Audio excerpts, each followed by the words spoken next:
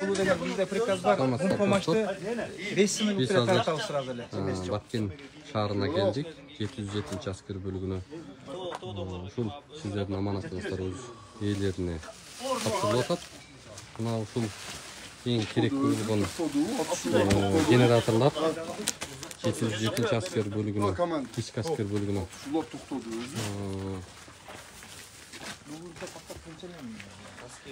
Тапшырылып атат. Мына акт менен элден келген жардам. Ушул ички аскерлер бөлүгүнө.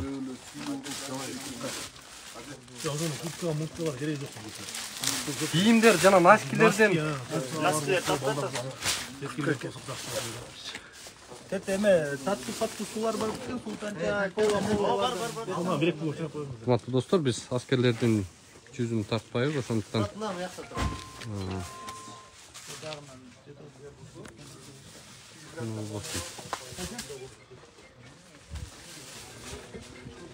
биз ушундай аскерлерибизди ар тараптан колдогонду үйрөнүшүбүз керек.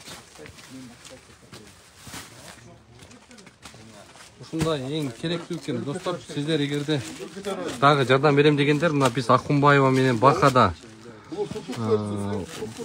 турабыз. Бишкектечи. Ошол жерде штаб чогултуп атат. Ушул жерге алып барып жардам берсеңиздер болот. Мына эң керектүү ушулар экен да, мына карасаңыздар. Сапаты да жакшы экен. Оригинал генераторлор да жеңил. Мындай бир киши оңойло тоонун кайсы жерине болбосун көтөрүп чыгып кеткенге аябай ыңгайлуу экен да. Мына мондай бат болуп аткан тушонкалардан.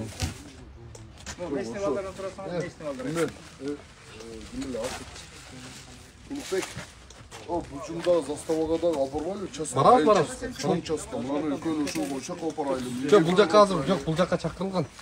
Бул жактан аскерлер өздөрү заказ берген да. Бизге керек болуп атат деп запрос кылгандан алып келип атабыз да. Бүгүн эң керектүү экен булар.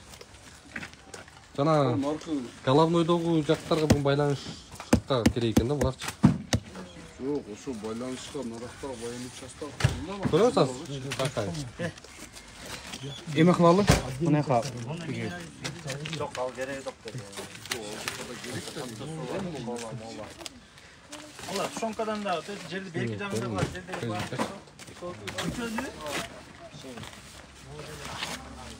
Мына кызыл бедегилер келет. Мына ошол достор. Мына. Assalamu alaikum dostlar. Xudoy buyursa, amanatlar o'zlariga kelib o'tiribmiz. O'z qo'limiz bilan. Ошол достор. Биз дагы Баткендеги акыбал боюнча бул жакта кандай жагдайлар болуп атат, эмне болуп атат, реалдуу картина кандай, мындай бир ачык сиздерге көрсөтүп айтып беребиз. Берүүлөрдү даярдайбыз бул жактан. Бүгүн сиздерден келген жардамдар жалпы эле кандай жетип атат элге? Мына ушундай бир топ суроолор бар. Ошолорду буюрса жооп издейбиз, жооп табабыз. Бүгүн биз ичара жанагындай бөлүнүп жарылып, ичара чабышпай, бүгүн биздин бир гана душман бул өзүңүздөр көргөндөй сырткы душман болуп атат. Андыктан баарыңыздар ушундай жагдайда биз энергиябызды ушул сырткы душмандардан коргонуу үчүн гана аракетибизди күчүбүздү жумшаттырганыбыз абзел.